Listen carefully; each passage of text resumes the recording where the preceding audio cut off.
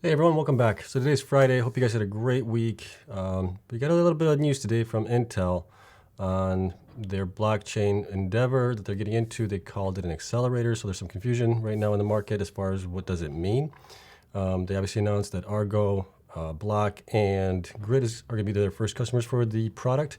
So we'll take a look at that, see, I'll provide you my thoughts on it, what I think is going to happen. And we'll also look at Hut 8 provided a news release today on their ATM. And then we also had Mawson report some new hires. And they also provided some other information that we'll get into as well. But first, let's get into Bitcoin and obviously the miners. We'll take a look at the miners, Bitcoin, and then we'll get into the news as always. But as always, not financial advice for entertainment only. Do your own research. Don't fall for scams and spam posts get reported and deleted.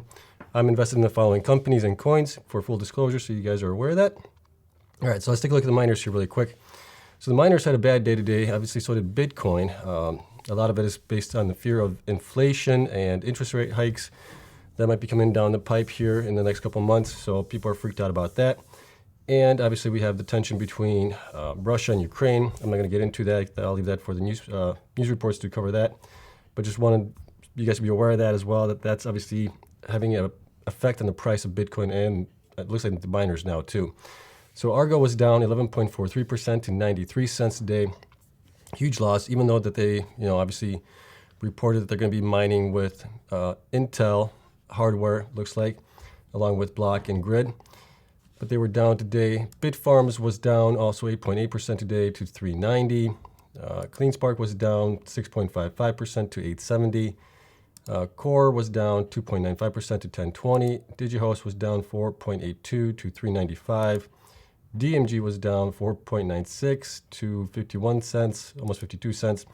Hive was down 6.31 cents to 208. Hut 8 was down 6.68% to 713. Iris Energy was actually the only one that was up slightly. It was up 0.27 to 1478. Marathon was down 6.56 to 2693. Mawson was down 6.16% to 4570, or 457, sorry. And Riot was down 4.67 to 1837. So as you can see, all the miners were down on the day. Let's take a look at Bitcoin here really quick. So Bitcoin right now is at 42,296, 42,300 roughly.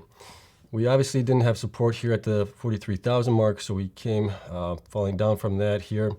It does look like we have slight support here. It looks like right around this price range.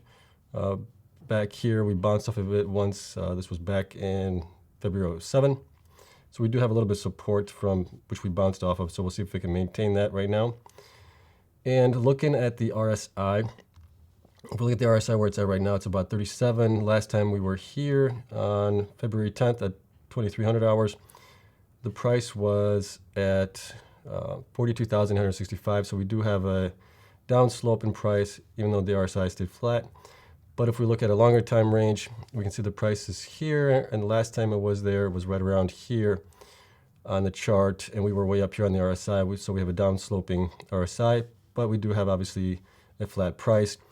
So you can look at it both ways. One is a little bit bearish, one's a little bit more bullish. So it all depends how it's going to play out. Looking at the longer time frame, I'm a little bit more bullish on it, obviously, as the price has maintained where it's at, but the RSI has come down, which gives me hope that now Bitcoin has a little bit more room to run up if it decides to do that. We'll see how this plays out. Obviously, the things happening in Russia with Ukraine, that may obviously be a different story here. So we'll see how that plays out and if that's going to affect the price of Bitcoin at all. It may actually affect the Bitcoin price in a positive, but we'll see how that plays out. All right, let's take a look at Ethereum here really quick. Ethereum also obviously came down today. It is below the 3,000 mark here.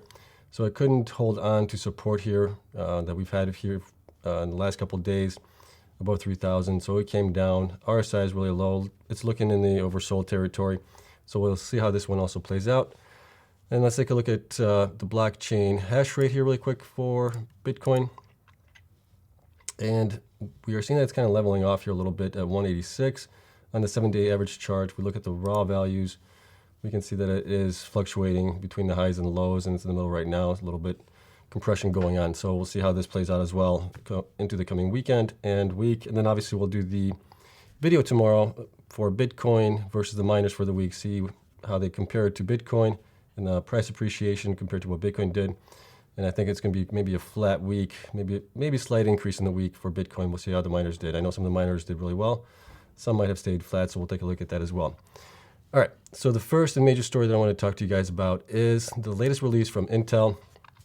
So Intel released this today, and the interesting part of it is that I noticed is there was no mention anywhere in the article about this being an ASIC chip. They mentioned being an accelerator a couple times. So is it going to be an accelerator like for GPUs, or is it going to be like a regular ASIC, application-specific integrated circuit, which are designed for Bitcoin mining, and they're really good at it. So let's take a look at what they provided here. So this is by Raja M. Kuduri, Senior Vice President. He's the General Manager, Accelerated Computing Systems and Graphics Group. So this was published today. I've highlighted kind of the key takeaways from this. You guys can obviously read this on your own time when you have a chance. Let me zoom this in a little bit maybe for you guys. There we go. Okay. So let's take this into context here. So exponential increases in compute performance enabled by Moore's Law play a significant role in making these experiences seamless. Moore's Law is also enabling us to democratize, and this is an important word. I think this is a very important word here that they're using. Democratize access to the enormous pool of processing power. Amazing things happen when a lot of compute is available to a lot of people without much friction. And the reason I wanted to talk to you guys about this democratize thing is because Jack Dorsey from Block is a huge proponent of democratizing the Bitcoin mining basically to the populace, right? If you look up the term democratize, it means to make it available to everyone. Right now, the miners are not available to everyone. They're noisy, they're loud, they generate a lot of heat, you need specialized electricity connections for those things, and they're expensive as heck. So you can't democratize Bitcoin mining with the current system that we have in place. So this is where I'm kind of leaning where things might actually go. So follow along with me here. So today we at Intel are declaring our intent to contribute to the development of blockchain technologies with a roadmap of energy efficient accelerators. Right, so they're saying accelerators. No mention of ASIC, accelerators. Intel will engage and promote an open and secure blockchain ecosystem and will help advance this technology in a responsible and sustainable way, right? So they want to open this up, letting it be available to everyone. The only thing that comes to mind where it's readily available right now are GPUs. GPUs you can buy for $300 up to obviously, $1,500 depending on the GPU that you're getting. But that is far more accessible to regular people than paying $11,000 for a miner that you need specialized hardware, cooling, air ventilation, everything else. And those things you do have to, from time to time, basically reboot them all the time. I don't know about the latest ones, but I know the S9s were notorious for having to be rebooted, from time to time because they got an error in their code someplace or error someplace, and you have to reboot them. Obviously, the fans also can break on them, so you have to be mindful of that. They may overheat, things like that. So GPUs are obviously in a different league. They don't hash as fast, but if they can create an accelerator that makes them a little bit, I don't know how much faster, they're saying, we'll get in the article, but they're saying about 1,000 times more efficient per watt or something like that. That would make it more obviously open to the public, more open to people being able to get it. So let's continue on here. So our blockchain accelerator will ship later this year. Right, they're calling it blockchain accelerator again. They're not saying the ASIC chip is going to ship. We are engaged directly with customers that share our sustainability goals. Argo blockchain, Block, which is part of Jack Dorsey's thing, and we'll get into Jack here in a minute. Formerly known as Square, and Griid infrastructure are among our first customers for this upcoming product. This architecture is implemented on a tiny piece of silicon so that it has minimal impact to the supply of current products. Okay, so that's all good and well. And then here's the important part, right? So we expect our circuit innovations will deliver a blockchain accelerator, not an ASIC, that has over 1,000x better performance per watt than mainstream GPUs for SHA-256 based mining. So they're comparing it to the GPU. If you're comparing it to the GPU, I'm guessing you're going to basically put on a little accelerator on the graphics card or something like that. That's going to make it mine better for the SHA-256 algorithm compared instead of an ASIC. If you were comparing it to an ASIC, you'd be making an ASIC basically is what I'm getting at. So that's why there's a lot of confusion here. A lot of people still think that they're making an ASIC. I could be wrong. I'm not saying I'm going to be right about this, but everything that I'm seeing this press release here that they provided is it's going to be like an accelerator. It's not going to be an ASIC. They're comparing it to GPUs. So if they were actually doing an ASIC chip, they would be comparing it to the latest S19 XPs from Bitmain or something like that, or possibly the new miner that's coming out possibly later this year from new miner, the NM440. So that's just my takeaway there. You guys let me know in the comments what you guys think of this. But this is kind of where I'm going with it, that this is going to be a add-on chip to a GPU possibly or something like that, to a GPU card, graphics card basically. And it's going to obviously increase the hashing algorithm for 256 for SHA-256. That's kind of what my thought is on that. And here's kind of like little tidbits of where we're getting this as well. So Cointelegraph reported on this: Intel to enter crypto space with blockchain accelerator shipping later this year. They didn't mention ASIC. They're saying also in here, for now it appears its efforts are focused on improving GPUs for crypto mining.